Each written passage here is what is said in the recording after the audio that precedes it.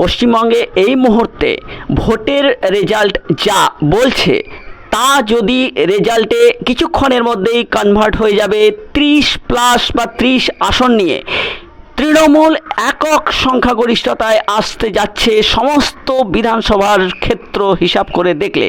তার মাঝখানে 26,000 শিক্ষকের যে চাকরি বাতিল মামলা সুপ্রিম কোর্টে ঝুলছে এবং ইডি এবং সিবিআইকে যেভাবে সেন্ট্রাল এজেন্সিগুলোকে কাজে লাগিয়ে বিভিন্ন গ্রেপ্তারির প্রসঙ্গ চলছিল, এই রেজাল্টের পরে কিন্তু তা অনেকাংশে দমে যাবে বন্ধুরা, এই রকমই আশা করছে বিশেষজ্ঞ মহল। তাহলে কি যে তদন্ত চলছিল সেই তদন্ত কিন্তু কিছুটা হলেও হ্রাস পড়বে। বিশেষজ্ঞ মহলের ধারণা যে রাষ্ট্রপতি নির্বাচন যেহেতু কিছুদিনের মধ্যেই, তাই মমতা ব্যানার্জির সরকারের ক্ষেত্রে যে তৃতীয় এনডিএ সরকার গঠন হতে চলেছে তা কিন্তু নরমে গরমে চলতে হবেই বলে ধারণা।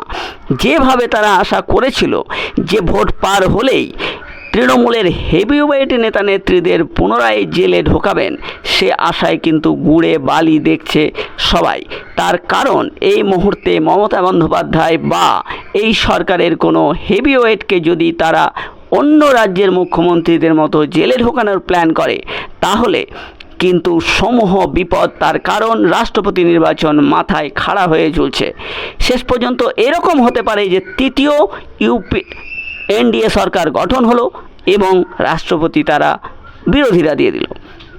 এই পরিস্থিতিতে ইডি এবং সিবিআই তাদের যে সাঁড়াশি আক্রমণ, সে আক্রমণ কি কমতে চলেছে? বিশেষজ্ঞ মহলের ধারণা ঠিক তাই। ইডি এবং সিবিআই যেভাবে স্ট্রেট ব্যাট করছিল এবং ঝড়ো গতিতে বাইরের যে রাজ্যগুলো রয়েছে তাদের মুখ্যমন্ত্রীদের জেলে ঢুকেছে, যেমন কেজরিওয়াল, যেমন আপনাদের ঝাড়খণ্ডের মুখ্যমন্ত্রীকে জেলে ঢুকে দেওয়া হয়েছে। এই পরিস্থিতিতে এবার নজর ছিল পশ্চিমবঙ্গের উপর, কিন্তু সবাই আশা করছে যে এইবার হয়তো ইডি এবং সিবিআইয়ের সেই রাশ, সেই ত্রাস আর পশ্চিমবঙ্গের ক্ষেত্রে হয়তো খাটবে না। তাহলে কি যোগ্য এবং অযোগ্যদের যে তালিকা সুপ্রিম কোর্ট চেয়েছে সেটা যদি এসএসসি তেমনভাবে নাও দিতে পারে, তাহলে কি ব্যাপারটা 7 খুন মাপের মতো মাপ হয়ে যাবে? তো যেভাবে প্রধানমন্ত্রী বিভিন্ন নির্বাচনী প্রচারে এসে বারবার ঘোষণা করেছেন যে তারা লিগ্যাল সেল গঠন করবেন, তারা যোগ্যদের সাহায্য করবেন, সেই বিষয়টা কি 20 বাও জলে চলে গেল? লিগ্যাল সেল কি আর আদৌ গঠিত হবে? তার কারণ এই মুহূর্তে বিজেপি এমন অবস্থায় দাঁড়িয়ে আছে যে শ্যাম রাখি না কুল রাখি। তার কারণ তারা নিজেরা তো সংখ্যাগরিষ্ঠতা পায়নি, উল্টে এনডিএ যে নীতিশ কুমার রয়েছেন তিনি কিন্তু সমানে ঘাড়ে নিঃশ্বাস ফেলছেন, বলছেন প্রধানমন্ত্রী কিন্তু হব আমি, কারণ আমি 30টার বেশি আসনে জয়লাভ করেছি।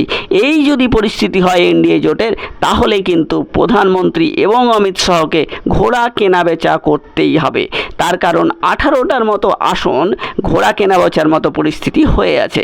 এই পরিস্থিতিতে যারা যোগ্য এবং যারা অযোগ্য এদের উপর সিবিআই এবং ইডির যে ত্রাস এবং এসএসসি সংক্রান্ত সমস্ত নিয়োগ দুর্নীতি মামলা কি এবার অস্তমিত হতে চলেছে, ভাঁটা পড়তে চলেছে, বা এই ফাইলগুলো কি আবার লাল ফিতার বাঁধনে আটকে যাবে? হয়তো প্রধানমন্ত্রী বা যে শাসক দল কেন্দ্রে আসতে চলেছে এনডিএ সরকারও চাইবে না মমতা বন্দ্যোপাধ্যায়কে আবার খেপাতে, কারণ তিনি এখন সর্ববৃহৎ শক্তিগুলোর মধ্যে একজন। তাকে যদি বাই চান্স খেপিয়ে দেওয়া যায় তাহলে কিন্তু তিনি বারবার বিভিন্ন বিলে বিভিন্ন সংক্রান্ত সরকারের যে তথ্যগুলো রয়েছে, যে বিষয়গুলোতে বিরোধীদেরও কিছুটা সাহায্য দরকার হয়, সেই ক্ষেত্রে তিনি কিন্তু বাগড়া দিতে পারেন।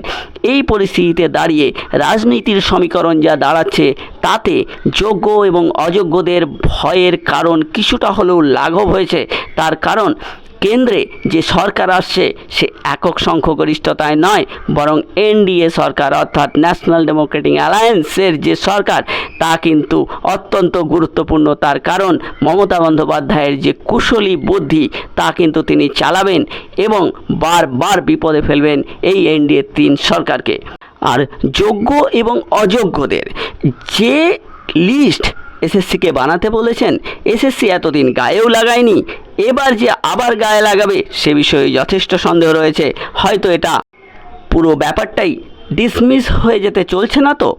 সব কিছুর দিকে নজর থাকবে। বন্ধুরা, আপনারা ভালো থাকবেন, সুস্থ থাকবেন, আর নজর রাখবেন রাজনীতির পরিস্থিতির দিকে, কারণ আমরা গণতান্ত্রিক দেশ। রাজনীতি আমাদের নিয়ন্ত্রণ করে, আমরা রাজনীতিকে নিয়ন্ত্রণ করতে পারি।